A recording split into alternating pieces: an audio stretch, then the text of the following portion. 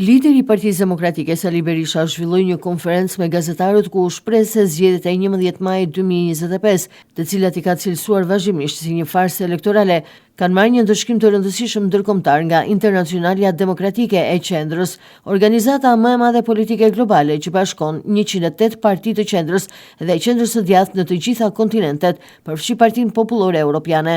Kjo organizatë botërore në konferencën e Asamblesë Përgjithshme të saj të mbledhur 2 ditët e fundit në Abidjan, kryeqytetin e bregut të Fildisht, miratoi me unanimitet të plot, pa asnjë kundërshtim, rezolutën për zgjedhjet për farsën elektorale të 11 majit në Shqipëri.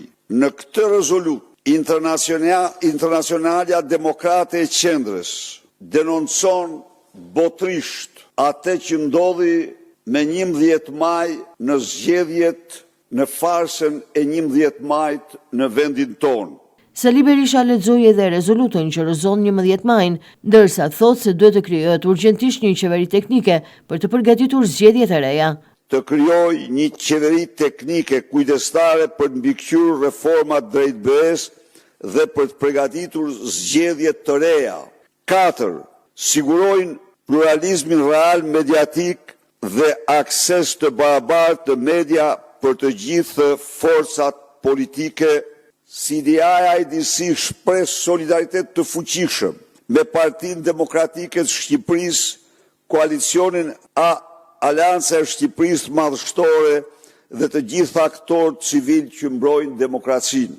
U bën thirrje anëtarëve të CDI të dërgojnë një mision verifikimi faktesh dhe vëzhgimi në Shqipëri për të vlerësuar ecurinë e zgjedhjeve, për të takuar me aktorët përkatës dhe për të dhënë një vlerësim të pavarur mbi përputhjen me normat demokratike.